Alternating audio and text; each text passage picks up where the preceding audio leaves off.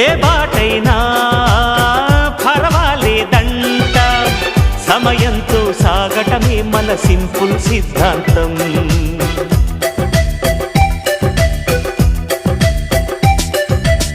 చిరుగాలికి పరిమళమిచ్చే సిరిమల్లెల వనమై ఉందాం, గగనాన్ని నేలను కలిపే హరివిల్లుల బంతెన అవుదాం. ఆనందం అంటే అర్థం మనమందా, ప్రతి పూట పాటై సాగే హుషారు సరిగమలో. ఎన్నో ఎన్నో రాగాలుండే సంగీతం కాదా, చల్లకి నవ్వుల కేరింత.